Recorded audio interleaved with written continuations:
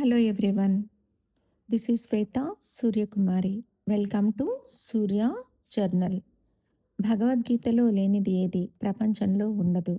ప్రపంచంలో జరుగుతున్న ప్రతి ఘటన గీతలో కనిపిస్తుంది.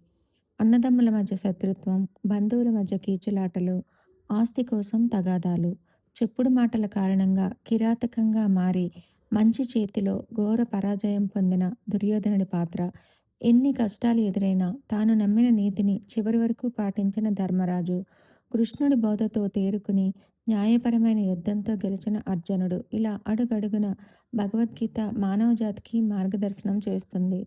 సొంత రక్తబంధమే వెన్నుపోటు పొడిచిన పరిస్థితిని జీర్ణించుకోలేని వారికి గీతాసారం మార్గం చూపుతుంది. కృష్ణుడు చూపిన మార్గంలో పయనిస్తూ ముందుకు సాగుతున్న మనం కృష్ణుడి వారసులం అని గర్వంగా చెప్పుకోవచ్చు. శ్రీకృష్ణుడు బోధించిన ఆధ్యాత్మిక తత్వం, సామాజిక న్యాయం, ధర్మసూత్రం, ఆధునికత, విజ్ఞానం అన్నీ కలిసిన శాశ్వత ప్రతీకలు. శ్రీకృష్ణుడు గోపాలుడిగా ప్రేమను, ధర్మరక్షకుడిగా శౌర్యం, తత్వవేత్తగా జ్ఞానం, సారథిగా లోకానికి మార్గదర్శనం చేశారు. ఆయన అందించిన భగవద్గీత మానవ జాతికి శాశ్వత జ్ఞాన వారసత్వం అని చెప్పవచ్చు.